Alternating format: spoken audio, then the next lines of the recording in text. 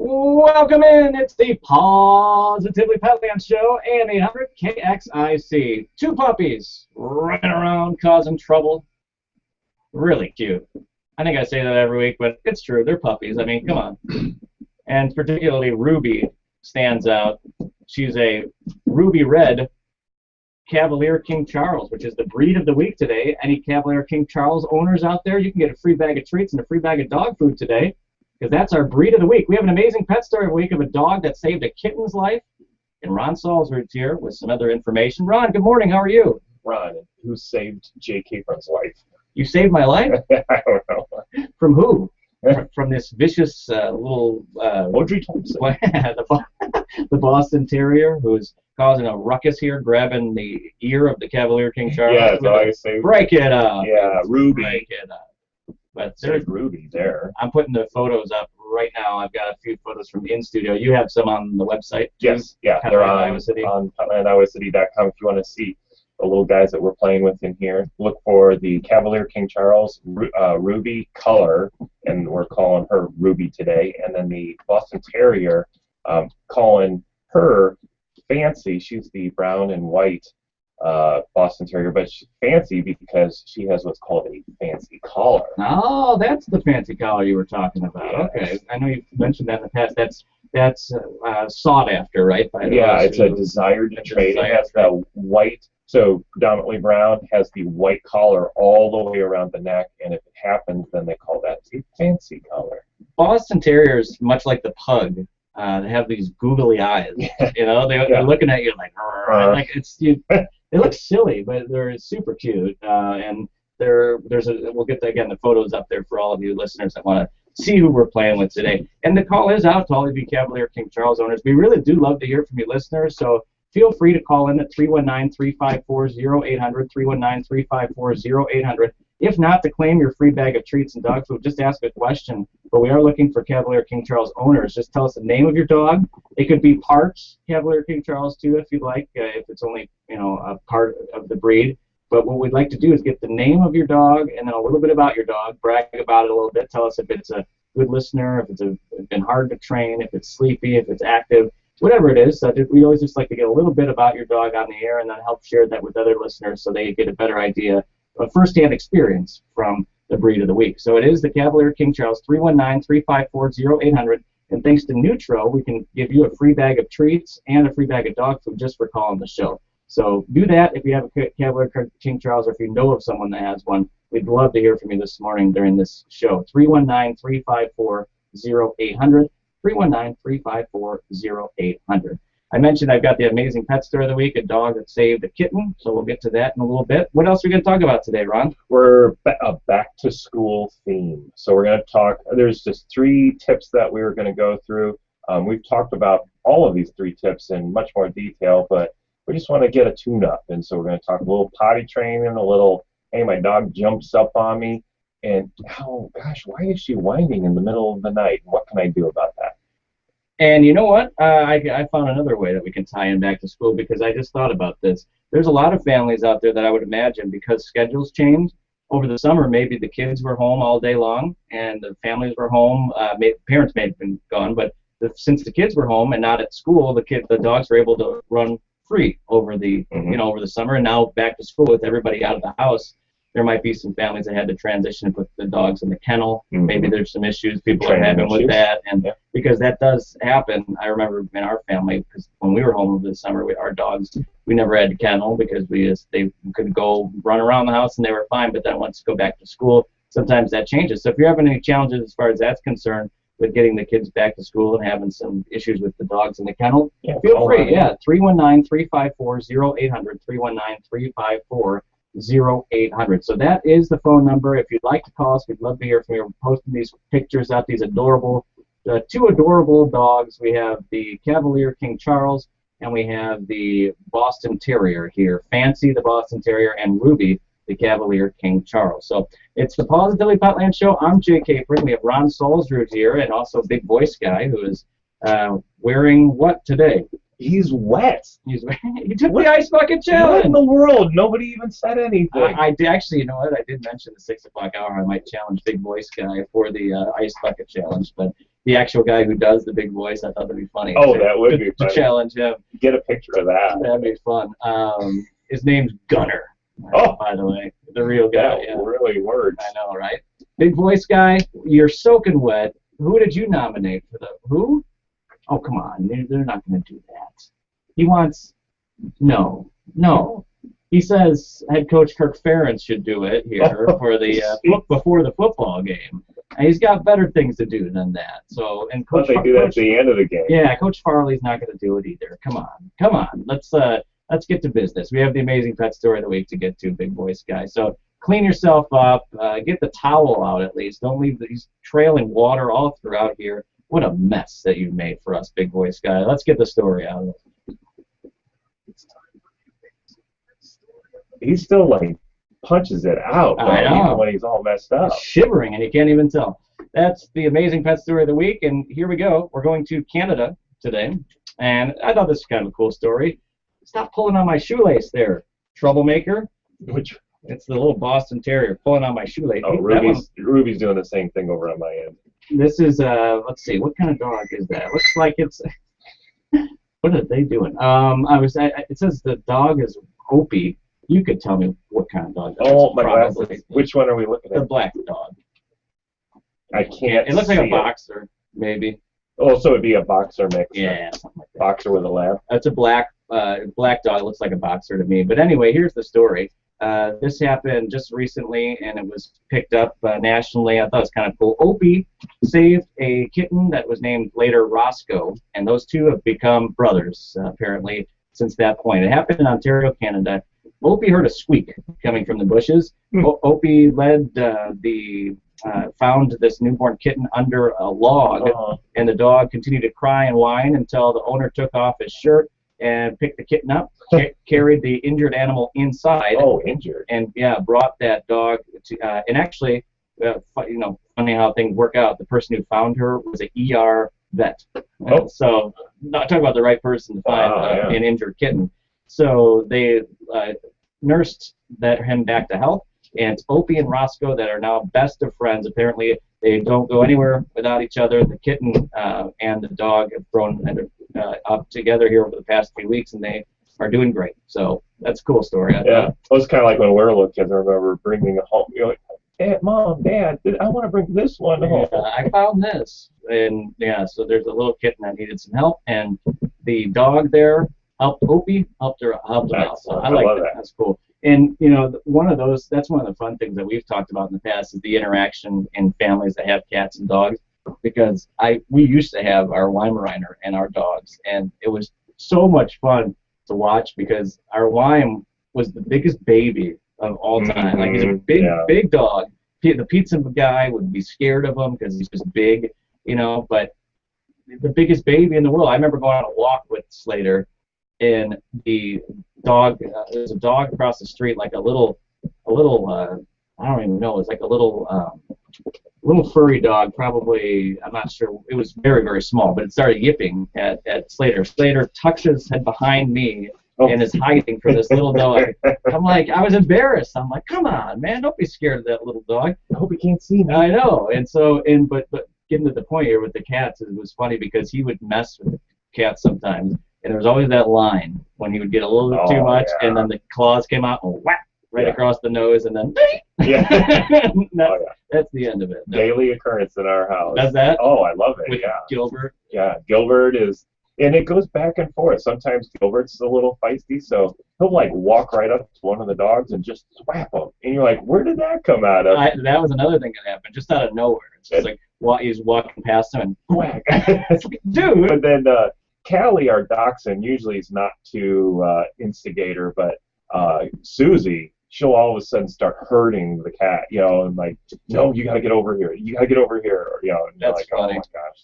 I love the interaction there. 319-354-0800, 319-354-0800. We'll take a break. We'll get these pictures posted so you can take a look at the Cavalier King Charles and the Boston Terrier puppies. We have 2 in studio. They're going to be up on our Facebook page very shortly. You can take a look at what they look like. And your calls are welcome at 319-354-0800, 319-354-0800. This is the Positively Petland show on AM 800 KXIC. And Ron, when we come back, we're going to feature the Cavalier King Charles, right? Mm-hmm. It's the breed of the week, and you have some other things to talk about, too. Yes, back to school. Back to school theme. Back with more after this on AM 800 KXIC. Just 2 days left till Hawkeye football. Yay. Tune in. We'll have the game for you 3 hours before every kickoff. Join Andy Peterson and I. We're hanging out there the corner of Melrose and Melrose for home games, in the studio for away games, and it's always a lot of fun. I hope to see you out there, and for Fry Fest tomorrow. Good morning.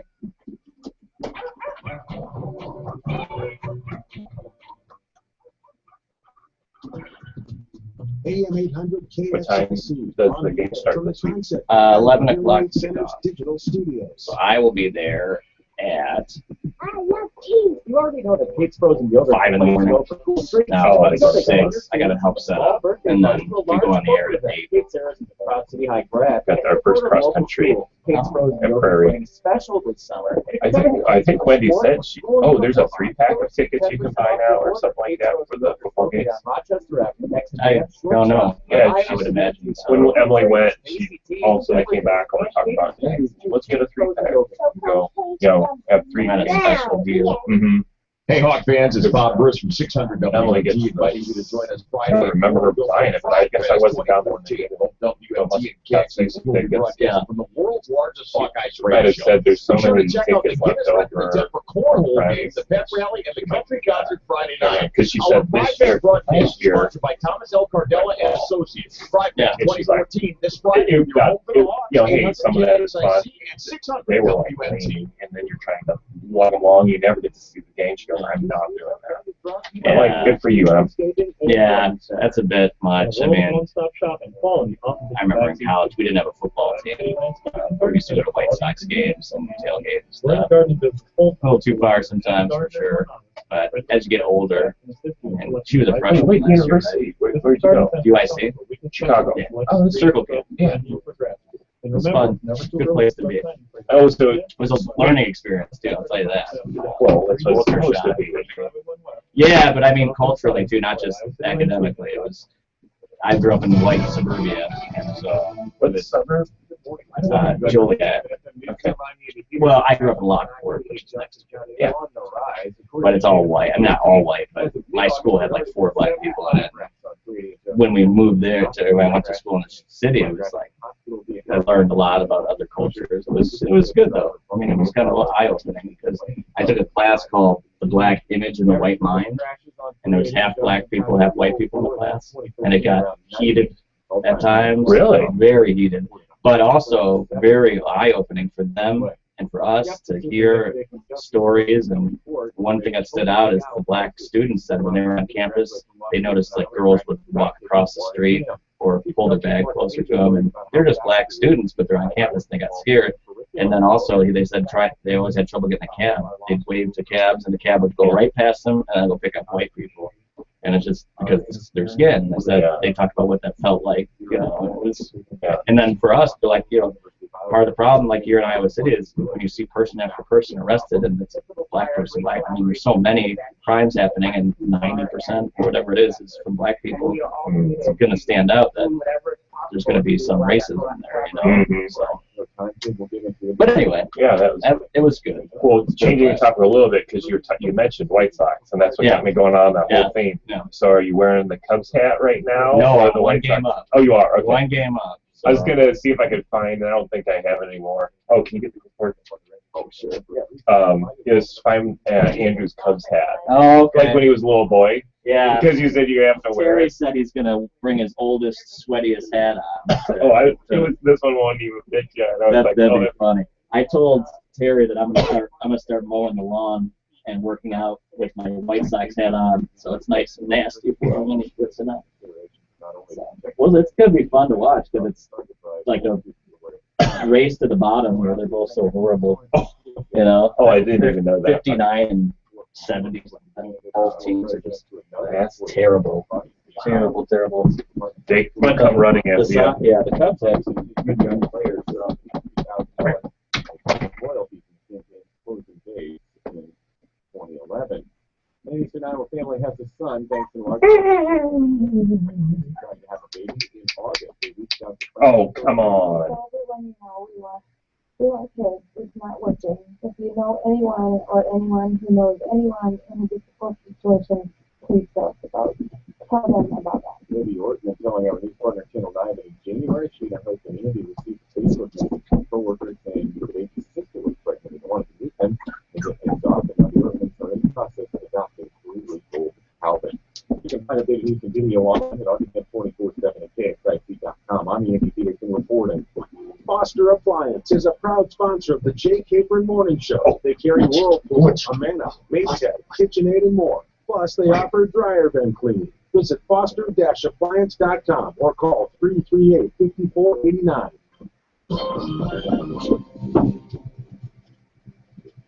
Showers, thunderstorms will likely out here for you Thursday. They'll start to push through the canal here early on today. And certainly those will be impacting air temperatures today, looking at highs in the low to mid-70s.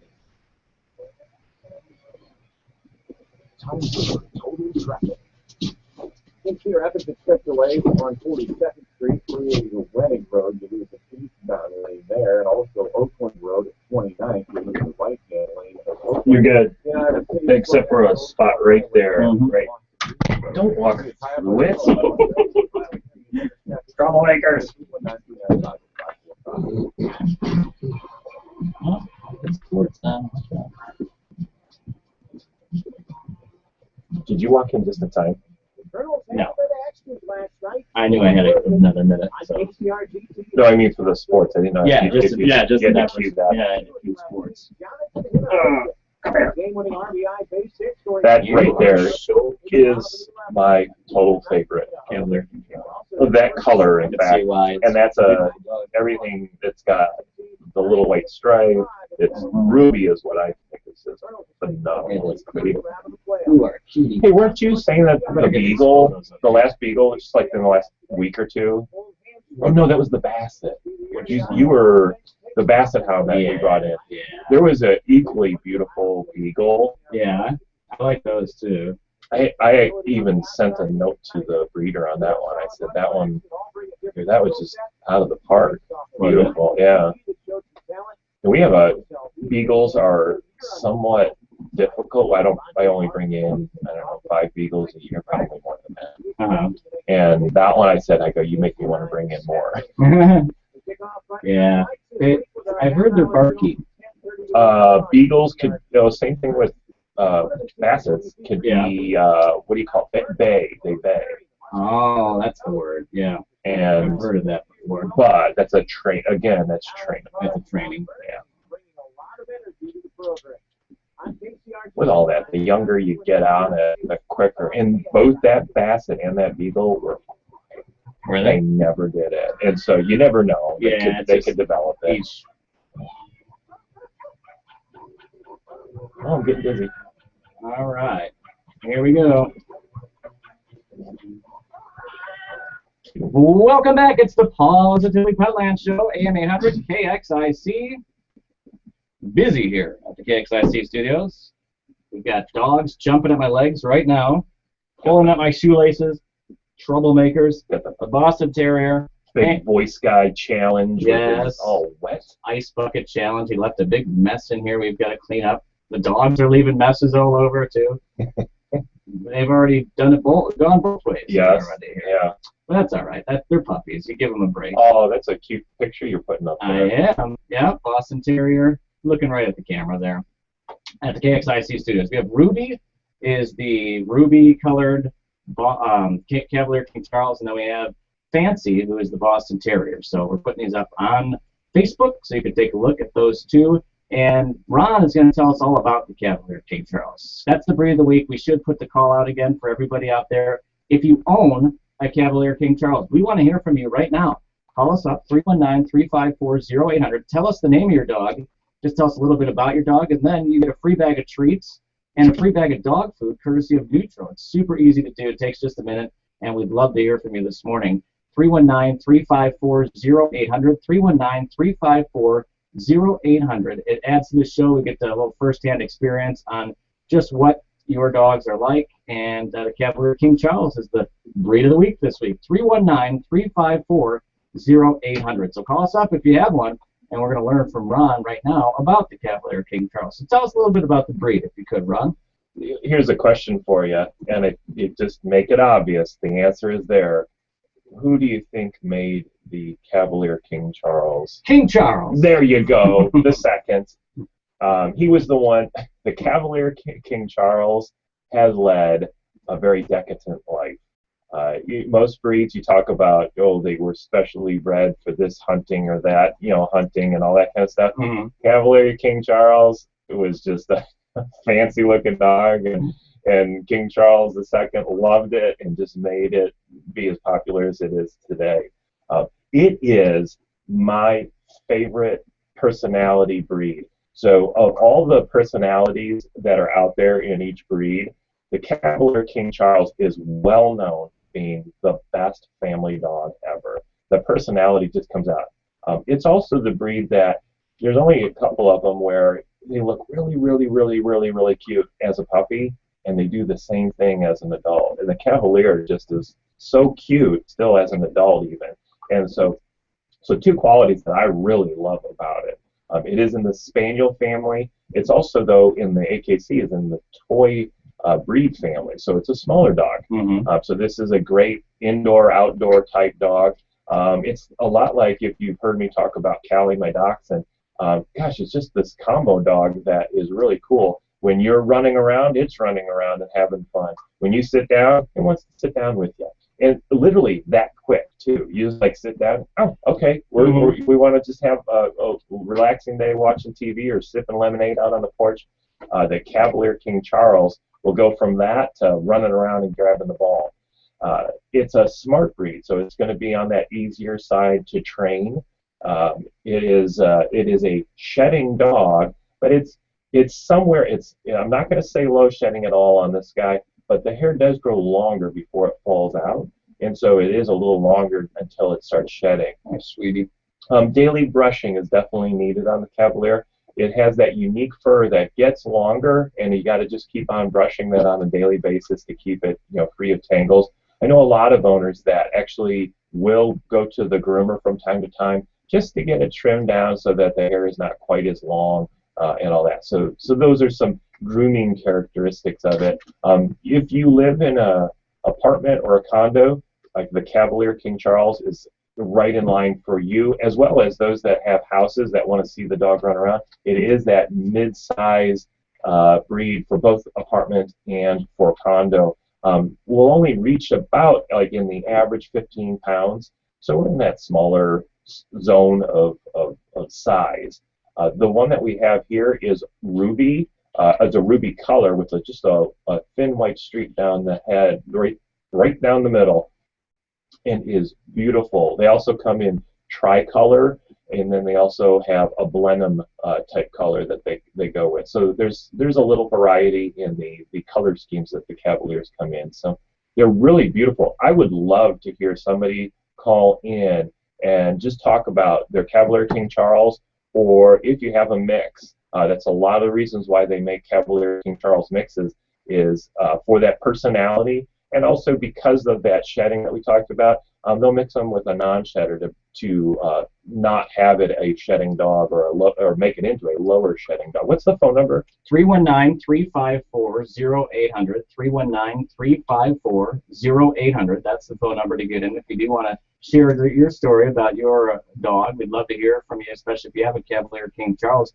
319-354-0800. You could also tell a friend, text a friend, or call them. Tell them, hey, call the radio show, because if you have a Cavalier King Charles, you get a free bag of treats and a free bag of dog food, courtesy of Nutro. And wait till our listeners see this last photo I just took of, look at those eyes. Yes. Oh, that's a good one right there. Cavalier, especially this one. Those eyes will melt you. Yes, they will. And that's the one that's going up right now. Another photo. Again, so all you listeners out there, if you have one, why not get your free bag of treats and free bag of dog food at 319-354-0800, 319-354-0800. So we've learned a bit about the breed. Anything else you want to mention about the It's just Cavalier a King Charles? great family dog with a great personality, lower maintenance as far as the energy side. This is that great, both sides of the equation you can go on. If you want to go for a walk or a run, the Cavalier is just big enough to keep up with you and go for that endurance. But if you want to just hang out at your house and throw the ball around there, it'll get plenty of exercise for that as well. So it's just a really nice in-between dog as far as the small versus large. All right, so that's the Cavalier King Charles. Again, 319-354-0800, 319-354-0800 if you would like to share a story with us about your Cavalier King Charles. We'd love to hear from you here this morning. It is the Positively Petland Show on AM 800 KXIC, Iowa City. I'm Jake Capron. We have Ron Salzrud here, and it is back to school. The kids are all back in class, and I mentioned that some of you out there may have had some changes in your family as far as whether or not the dog can stay out with you, when you're not there. So that might be a challenge that you're having. If you have any kind of problem with your dogs or cats or any kind of pets, place to get some questions answered here at KXIC. And also, Ron's going to talk a little bit about back to school. So tie in the theme, if you could, Ron. I remember when our kids went to school, and we had to make that change, and for us they were more in that puppy phase of things, and so they were already used to the kennel for training purposes. And remember, puppies need to sleep a lot, 18 hours a day. Mm-hmm. So it was actually a natural transition for us, where both Callie and Susie, while they were growing up, spent some time in the kennel at that point. Callie, she got to be much more trustworthy as she went along as running the house, even when we are not in the house. We've dog proofed and all that kind of stuff over the years. And Susie, she is still that one that wants to test the boundaries, and they're away. I wonder what I can do while they're away. And so she has a little more kennel time in hers. She is getting those. She's now 6 years old, I think we're getting to. She's getting really close. We tried it 2 years ago, and she got into some trouble. It was minor, but we said, you still have that instinct to get into it. And so now we're going to be trying it again, little bits by little bits. That's the way to do it. If you have that dog and you're like, I don't want to kennel her for so long, what you want to do is kennel while you're out in the yard, or not kennel while you're out in the yard, so that you can see what happens when you're not in the house. First for a couple of minutes, and then you lengthen it out to 5, 10, 20, and you just see what happens, so that nothing major happens while you're out, and you can catch it. Proof your house a little bit if that's the case. Close the door if you need to close the door. That's a bad feeling too. I hate walking in and then you see like the garbage all across the floor. It's like, come on, what did you get into? And then you worry a little bit because you don't know what they ate. If they and that's at the young age. Callie, she had her moments. If we leave the pantry door unlocked, or how you just didn't quite get it closed all the way, they figure that out. And they got in there, and Callie scared us. I think it's been 3 times now. One with coffee, one with chocolate, and believe it or not, one with bird food. The coffee and the chocolate, if you don't know, are hazardous, and so we had to work with our veterinarian on those 2 situations. The third one, we called the veterinarian because Callie had eaten so much bird food. We saw that her belly had expanded, and she was round. And she did another thing. She was in a corner panting a really light pant. Oh boy. And what she had done, the veterinarian educated us, was ate so much that she voided out the area for her lungs.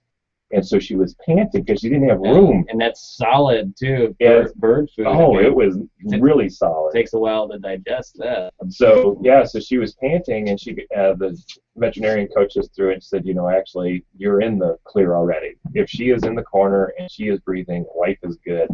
Just let it go through. Don't feed her anything. Wow. And so, Callie has had her moments. What did she do the other day?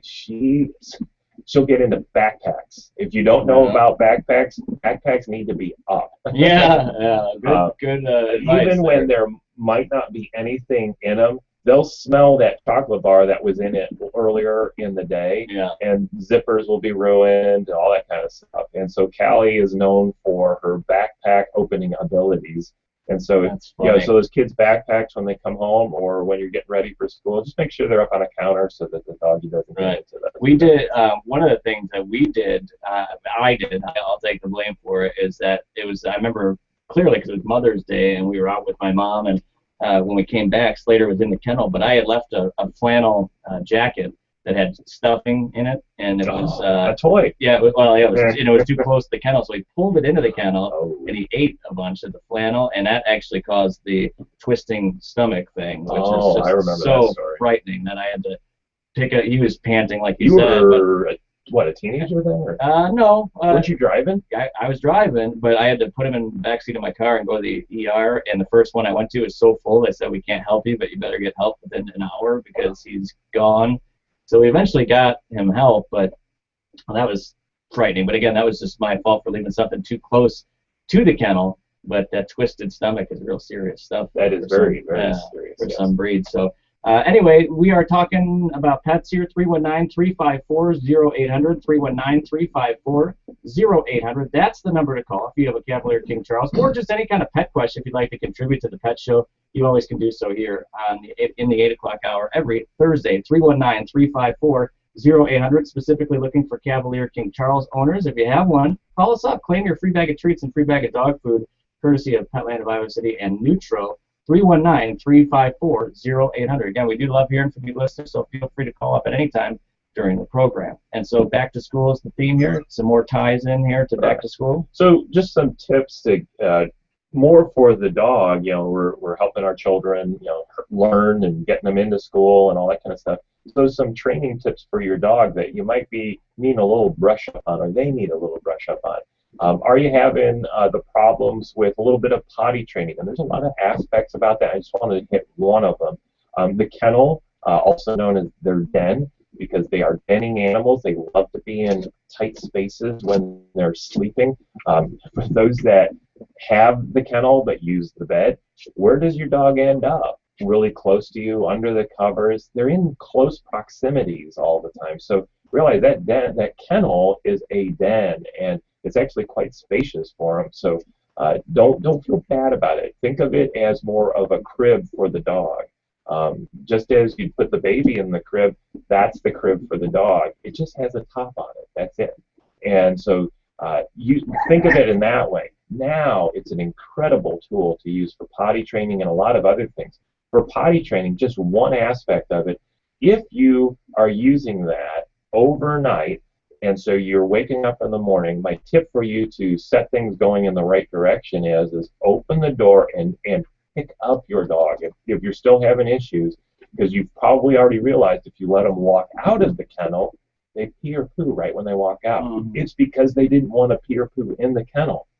That's a natural instinct for them to not want to do that. And so you want to keep on promoting that. And if you are having a dog that pees or poos in the kennel, just clean it up. Make it a clean environment again.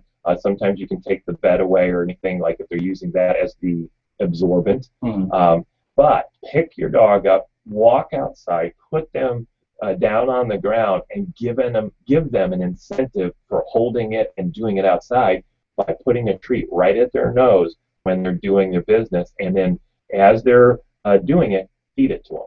So now you're communicating with them, hey little doggy, I want you to do this outside right here, and when you do, you get a little treat. And Ruby and Fancy go, oh, I get it.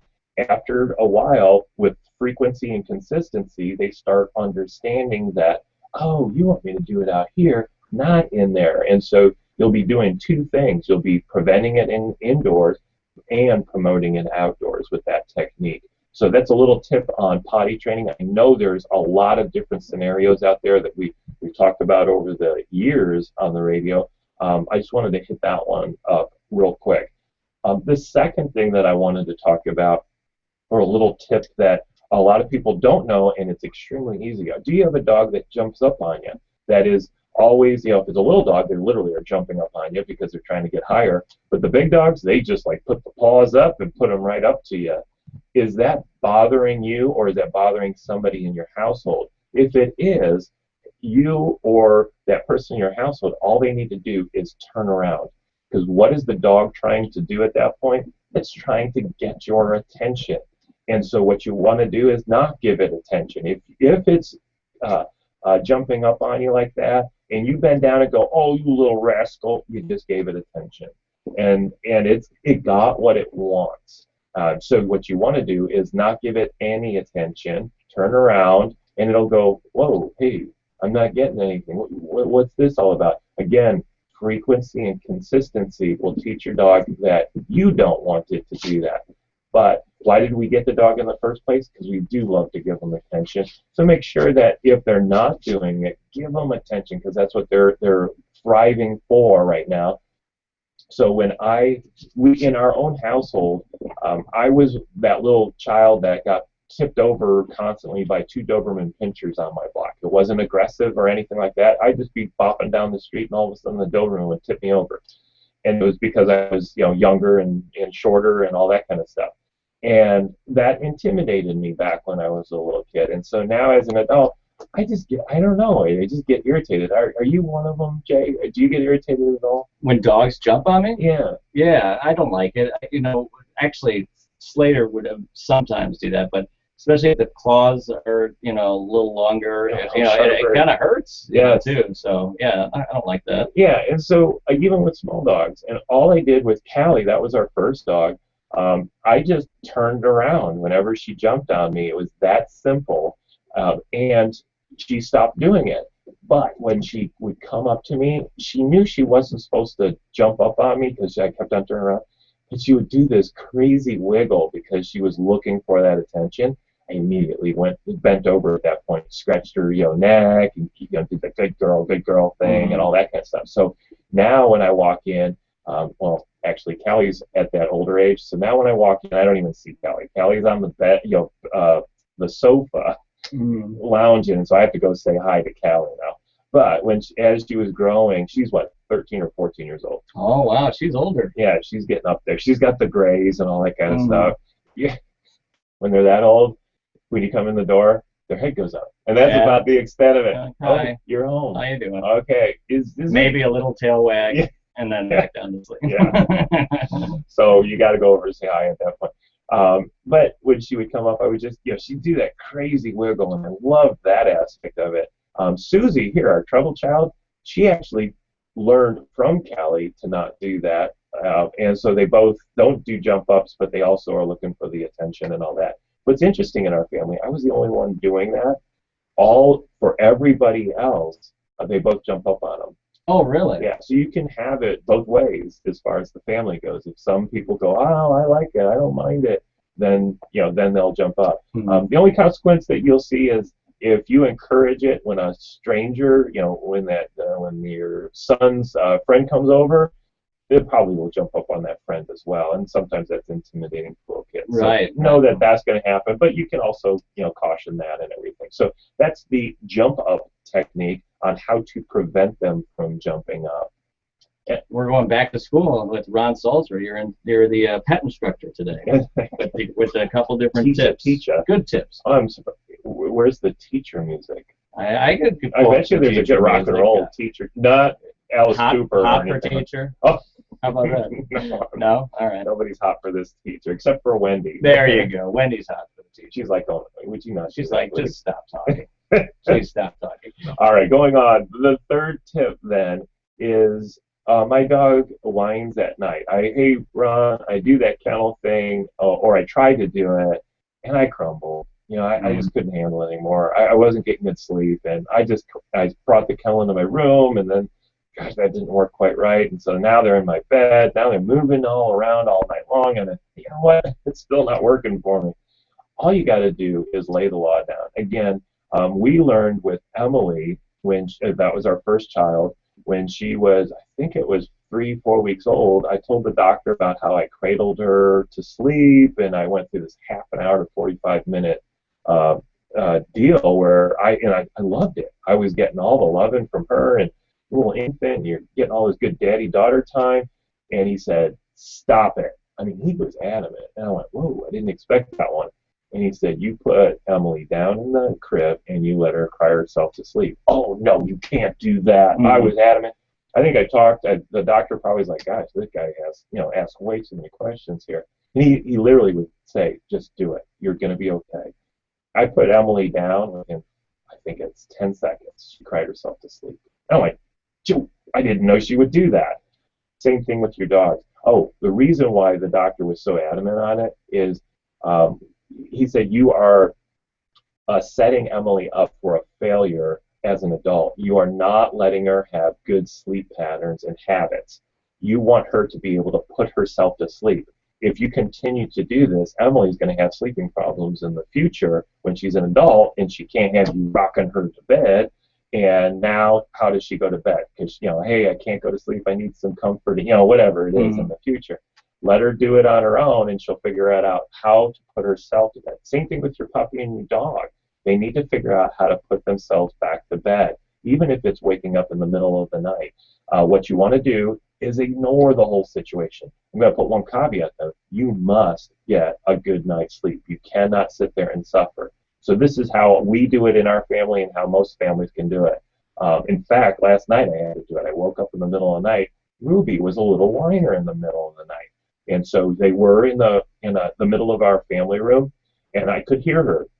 So I woke up, I relocated her kennel, and I put her in the laundry room. I actually turned the fan on in there. We have a little exhaust fan in the laundry room, so a little white noise so nothing wakes her up, the creaking in the house.